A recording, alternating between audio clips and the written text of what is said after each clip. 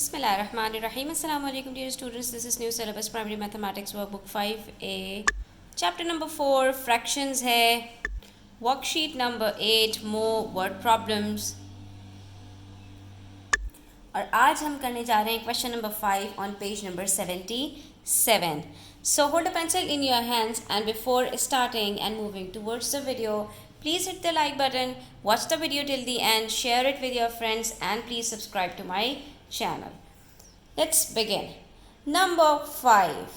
A plot of land is used for planting flowers, right? 2/3 of the land is used to plant roses. ठीक है, एक land है पूरी जिसका इतना हिस्सा रोजेस प्लांट करने के लिए है. ऑफ द रिमेनिंग प्लॉट यानी 2/3 अगर रोजेस के लिए है तो रिमेनिंग प्लॉट कितना हुआ? टोटल यूनिट्स 3 हैं जिसमें से 2 यूनिट्स रोजेस के लिए हैं तो 3 - 2 1 यूनिट. वो जो प्लॉट है वो किसका है? 2/5 is used for planting orchids. ठीक है, तो 1/3 का 2/5 that is 2/5 of 1/3. Remaining land की बात कर रहे हैं तो इसका मतलब क्या हुआ? 2/5 को मल्टीप्लाई करना होगा 1/3 से, तो वो यूज़ हो रहा है ऑर्चिड्स के लिए. The rest of the land is use to plant sunflowers. और बाकी जितनी ज़मीन बचती है वो सनफ्लावर्स के लिए है. What fraction of the land is use to plant sunflowers? आपको मालूम क्या करना है? सनफ्लावर्स को प्लांट करने के लिए कितनी ज़मीन यूज़ हो रही है. अब ज़रा सोल्यूशन गौर से देखिए. सबसे पहले हमने बता दिया कि हमारे पास जो टोटल यूनिट्स ऑफ लैंड है वो कितने हैं? 3. ठीक है, जो डिनोमिनेटर होता है वो हमें टोटल बताता है, जिसमें से रोजेस के लिए कितने यूनिट्स हैं?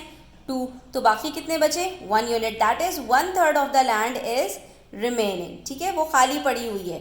अब जो 1/3 लैंड बची है उसका 2/5 ऑर्किड्स के लिए है. ठीक है, तो हमने क्या किया कि इस 2/5 को मल्टीप्लाई कर दिया 1/3 से.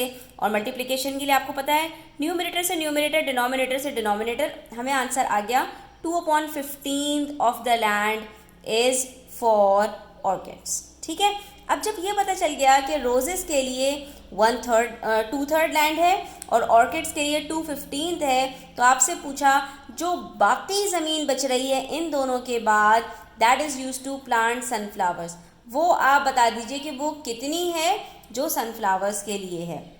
तो सिंपल है स्टूडेंट्स, अगर हम इन दोनों को ऐड कर दें जो ऑर्किड्स के लिए है और जो रोजेस के लिए है, तो हमारे पास आंसर आ जाता है 4/5 ऑफ द लैंड. यानी कि टोटल ज़मीन का अगर हम 5 हिस्से करें उसमें से 4 हिस्से की ज़मीन पर रोजेस और ऑर्किड्स हैं, तो बाकी कितना बच रहा है? 1/5 ऑफ द लैंड, क्योंकि ये टोटल बताता है और ये ऑक्यूपाइड बताता है. ठीक है, तो टोटल यूनिट्स अगर 5 हैं उसमें से 4 यूनिट्स पर रोजेस और ऑर्किड्स हैं, तो बाकी कितना बचा? 1/5. 1/5 of the land is use to plant sunflowers. ठीक है, फिर से गौर से देखिए कि हमें क्या बताया. सबसे पहले रोजेस का, हमने रोजेस की बाद हमें ये बताया कि जो बाकी ज़मीन है उस पर ऑर्किड्स है, तो वो हमने निकाल लिया कि वो है कितना. जब हमें ये पता चल गया कि ऑर्किड्स और रोजेस कितना है तो हमने उन दोनों को ऐड कर लिया, जिससे हमें टोटल ऑक्यूपाइड ज़मीन पता चल गई. और बाकी जितनी ज़मीन थी उस पर पूरे पे सनफ्लावर थे, तो वो हमने कैलकुलेट कर लिए 1 से सब्ट्रैक्ट करके. ठीक है, आई होप स्टूडेंट्स ये आपको अच्छी तरह क्लियर हो गया होगा. स्टिल कोई क्वेश्चंस हो तो पूछ लिया करें. नंबर 6 क्वेश्चन पर आ जाइए. यहाँ पर हमसे कह रहे हैं class of 40 peoples voted for their favourite flavour of ice cream. 40 बच्चे हैं, उन्होंने अपने फेवरेट फ्लेवर बताया आइसक्रीम के. 3/4 of the pupils voted for chocolate, 1/10 of the remaining pupils voted for vanilla and the rest voted for strawberry. How many pupils voted strawberry as their favorite flavor? अब question को bit by bit समझते हैं. ठीक है, सबसे पहले तो उन्होंने टोटल बता दिया कि 3/4 ऑफ द pupils यानी कि 40 का 3/4 कितना होगा? 3 से मल्टीप्लाई कर लो 40 को और डिवाइड कर दो 4 से, तो आपको पता चल जाएगा कि यानी 30 बच्चे जो है उनको चॉकलेट पसंद है. तो बाकी बच्चे बचे 10 बच्चे. उस 10 में से 1/10 को 1/10 ऑफ द रिमेनिंग पीपल्स यानी जो बाकी बच्चे हैं 10 बच्चे, उसका 1/10 1/10 उसने वैनिला के लिए वोट किया। और जो बाकी बच्चे बच गए, ठीक है, 1/10 ऑफ 10 मैं आपको बता दूं यहाँ पे सिर्फ 1 होता है, तो बाकी 9 बच्चे बच गए, उन्होंने स्ट्रॉबेरी के लिए वोट किया। तो how many peoples voted strawberry, तो वो कितने बच्चे हैं, 9 बच्चे हैं। अब इसको सॉल्व किस तरह से करना है आइए देख लेते हैं। इसके लिए हम सबसे पहले वो बच्चे निकालेंगे जिनको चॉकलेट पसंद है। तो हमें क्या बताया है कि 3/4 ऑफ द प्यूपल्स, ऑफ का मतलब क्या होता है, मल्टीप्लाई, ठीक है। 3/4 ऑफ द प्यूपल्स कितने हैं, 40।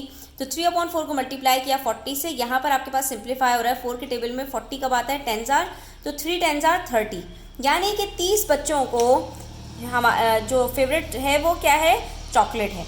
उसके बाद बाकी बच्चे कितने बचते हैं स्टूडेंट्स, बाकी बचते हैं 40 - 30, ये 30 बच्चे अगर आप निकाल दें तो सिर्फ 10 बच्चे बचते हैं। उसके बाद हमसे कह रहे हैं 1/10 ऑफ द रिमेनिंग प्यूपल्स, यानी जो बाकी बच्चे हैं ना, ये जो 10 बच्चे हैं इसका 1/10, तो 1/10 ऑफ, ये भी मल्टीप्लाई करना है, 1/10 को मल्टीप्लाई करेंगे, रिमेनिंग कितने हैं 10 से, तो ये देखिए कि 1/10 को हम मल्टीप्लाई कर देंगे 10 से, तो हमें पता चल जाएगा 10 से कट हो गया कि सिर्फ एक बच्चा है जिसको वेनिला पसंद है, ठीक है। अब कितने बच्चे हो गए, 30 + 1 31, और 40 में से 31 सब्ट्रैक्ट करोगे तो क्या आंसर आता है, 9 आता है, ठीक है। तो हमसे क्या कह रहे हैं, and the rest voted for strawberry, यानी बाकी जितने बच्चे बच रहे हैं ना 40 में से, उन सबको स्ट्रॉबेरी पसंद है। तो आप बता दीजिए कितने बच्चों को स्ट्रॉबेरी पसंद है। तो यहाँ पर स्टूडेंट्स हमने देख लिया कि रिमेनिंग पीपल्स कितने हैं, जो 10 बच्चे बचे थे उनमें से एक को वेनिला पसंद थी, तो बाकी कितने बचे, 9 बच्चे बचे, और यही वो 9 बच्चे हैं जिनको स्ट्रॉबेरी पसंद है, ठीक है। तो यहाँ पर हमारी आज की वीडियो ख़त्म होती है। आई होप कि आपको काफ़ी कुछ सीखने को मिला होगा। Thanks for watching the video till the end please hit the like button. Take care, अल्लाह हाफिज़।